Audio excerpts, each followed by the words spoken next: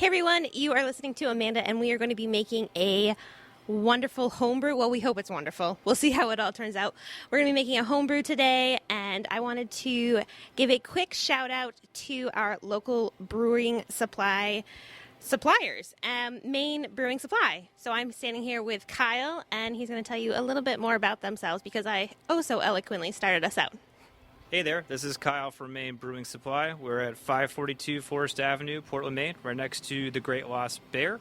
We've been in business here for about 8 years. It's been a lot of fun to see the home brewing and brewing community in Portland just kind of grow exponentially over the last few years, especially the last 2 or 3. It's been a crazy ride, so thanks to everybody that's been supporting us and all the new faces that come in here all the time.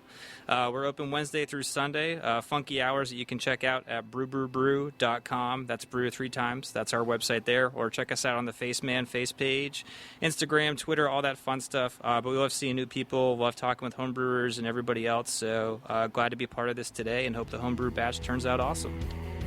Thank you so much. On to the show.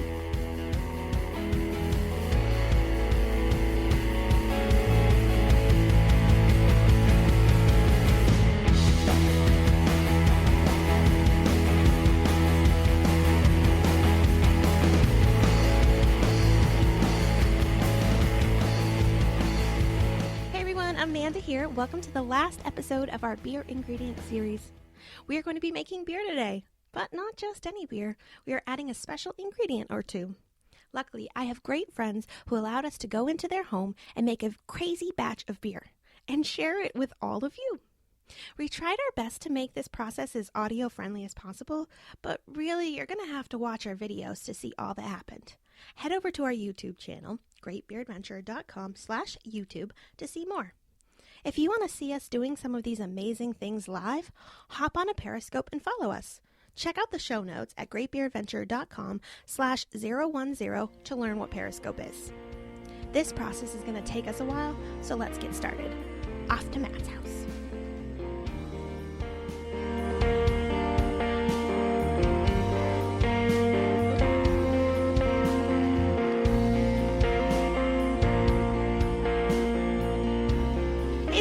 We are standing in a garage today out in the middle of Maine in the suburbs. Would you consider this is the suburbs? Gorham is kind of out in the sticks a little bit, yeah. Okay, all right. I don't see any buildings. There are no tall buildings, but there's a lot of green grass. We are out here today. I am standing here with Jane and my good friend Matt, and we are going to make a home brew. So just like any show, we are going to start off with the tasting round. Today we're tasting some of Matt's home brews. And this show is going to kind of be a little bit different because we are going to come and go throughout the process of homebrewing. So we'll see how it goes. Stick with us. It should be a good time. And we are also going to put up some videos of this onto YouTube. So make sure that you go and check those out. It's going to be really interesting. We'll let you know how it goes. Okay, so this is the part of the show where I tell you a little bit about yourself. You ready, Matt? I'm ready. Okay. So, you graduated college in 2004 with me. I did. And your wife. Correct. We all went to college together. And you were an accountant. I was an accountant. Your wife was not an accountant. No. No, she was not. No. I am not an accountant anymore. I also am not a teacher anymore. I just drink beer and talk about it. I would trade with you, I think. Yeah. That sounds like a lot of fun. The difference is you make money and I don't. Well, that's kind of the catch, I guess. Yeah. Anyways, so other thing I know about you is that you are a family guy. You have 3 young kids, and you do home brewing for a fun little hobby. That's pretty much sums it up. Yep, 3 little guys under the age of 6. They keep me running around like crazy. And I guess this gets me out of the house a little bit. This and golf, puttering around in the yard and stuff. But you got to get away sometimes for a few minutes at least. Yes, as my wife allows. Yes, I understand. Don't go too long, because with 3 kids, if you leave them with the wife too long, she probably would not be too happy. Shorter than that. Yeah. Okay. Excellent. Well, what are we going to try first? The first is a Saison, and pretty much at this point in my brewing career, I've made one of everything. So I can't tell you how this compares to sort of other saisons I've brewed because this is the first one. So, Okay, so Saison number 1. Saison number 1. I like it. I think it's pretty good. I wouldn't compare it to commercial beer, but it's a little tart, pretty dry. Pretty decent. Do you name your beers? I don't. I'm kind of lazy, and I'm not that kind of creative. I'm an accountant, remember? I was Do you too. number your beers? Do you number them? Is that what you said? Yes. Do you not? Well, not like Sorry, it officially, was not really- like I could remember, but I do keep like a list of what I've brewed, so I could come up with a number, but not off the top of my head. Just as a reminder, he is an accountant, so he's No, that was he's an got- accountant joke. It wasn't really Oh, very okay. funny, but never mind. He does. He has a whole notebook, very analytical in the process here. Type A, remember? Yes. Yes. All right. Well, cheers. Thank you for having us here today. Anytime. Thank you. Oh, it's cold and it tastes so good on a Warm warm day. summer morning. I don't get all of the spices that. No, it's sometimes- pretty low on the spice. It's pretty basic saison. It's a little bit smaller of a beer. It's not. Sometimes the saisons get up in the 6% range. This is a little bit more like 4.5, so it's not quite as big or as spicy, but it's pretty dry, a little tart, like I said. Yeah, it is pretty dry Yeah. and it's smooth. It's very It's smooth. refreshing. You can just keep filling this up all day, and I'll have my husband come pick me up. That is pretty much what it's intended to be, a nice summer lawnmower beer Perfect. sitting by the pool, if we had a pool. Do you have a pool? No. You must have a No, kiddie pool. don't remind me. Yes, it's pretty gross. I think they all are. That true story. Yeah.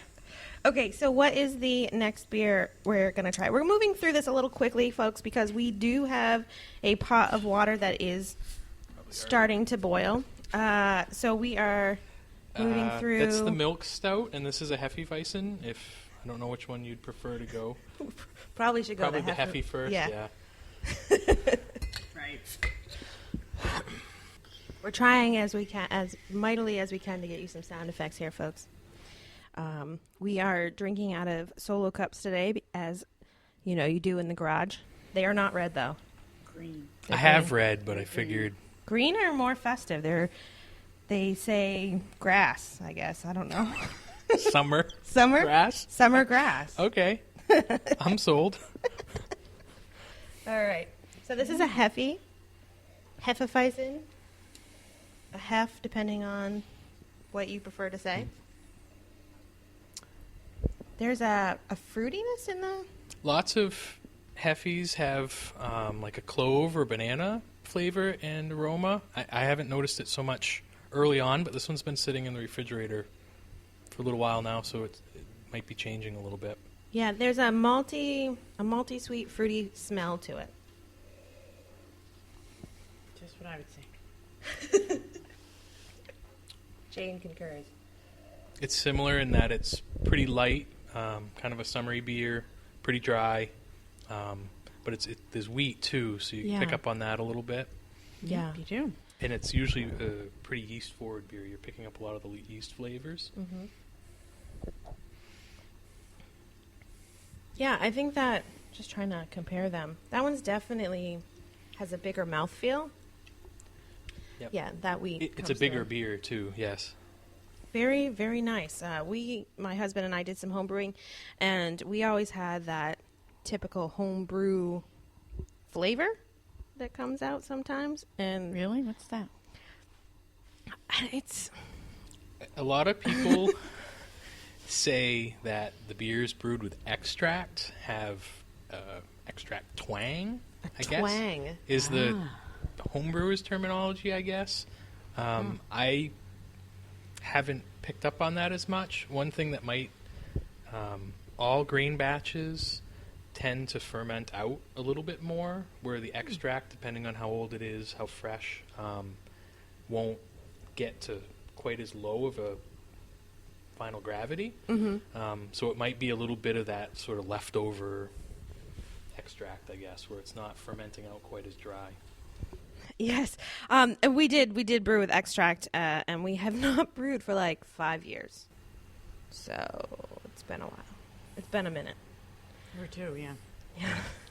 All right, the last beer that you brought to the table is a milk stout, and I must tell you that these are my first love when it comes to beer and the craft beer world. So there's a high bar for me in these. That's scary. Have you made these with your husband? No, I have not. Because I love them so much, I don't dare to. I don't want to ruin it. Pressure. There's a lot of pressure there. Oh, it's got that. It's a chocolate milk stout Yeah. too. I don't know if I You have not clarified said that, No, yeah. chocolate I milk love stout. chocolate and I love stout. It definitely has that stout smell that comes, you expect Yeah. something rich and creamy and, yep. It's just amazing. It's tough to taste after the other two that are so dry. Oh, yum. Yeah, that's really good. It's not, some milk stouts are pretty creamy, and I think this one has a little bit more pop to it when you're drinking it. It's good. It's carbonated, a little Very heavy good. for the style probably. Yeah. And think that might if be you had like a nitrogen system or something and you could put it on beer gas, I think that would help a lot with that sort of creamy. Yes, that would be amazing. Matt can see in my eyes that I want him to make that happen someday. And then I will be driving to Gorham all the time. I thought you were just telling me to hold my microphone closer. Oh, okay. No. Thought That sounds amazing. You should make that happen. Please invest in the nitrogen system. Yeah, Yes. can you please make your homebrew system the top of the line so that I can just come drink I beer would like here? that if I had a few more dollars, I would make that happen. Are you gonna have Childcare any kind more of cuts children? into the Yeah. homebrewing budget. Yes. It does. Yes. Yeah. And I'm just realizing I left my kegerator wide open, so I'm losing all sorts of cold air, but that's okay. We'll close that in just a minute. Yeah. Well, these are quite tasty. They are all. You have brought a very wide Excellent, selection to the refreshing. table. And I think it's time to check on our Yeah, homebrew. we're probably a little too warm right now, but we'll check in. We'll see Okay. how we're doing. All right, sounds good.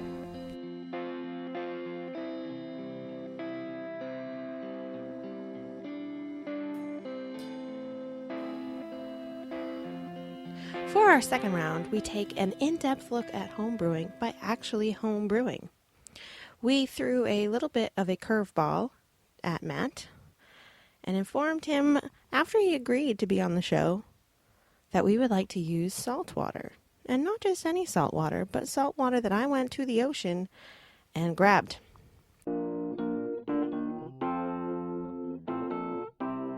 It starts with a mash, which is hot water and the grain. Some folks get their grain sort of in whole form, which requires you to grind it. They have a grain mill. I haven't made that investment yet. So you brought crushed grain. They'll do it right at the homebrew shop. So you heat up some water to a particular temperature, depending on what temperature you're shooting for your mash.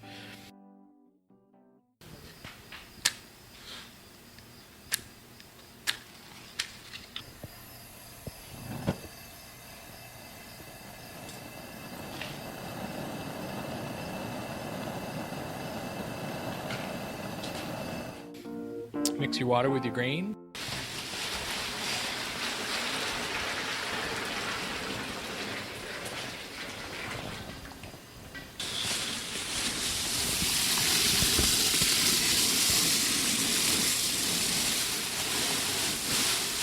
It is a lot of malt. Mix it up real good. Get all the clumps out.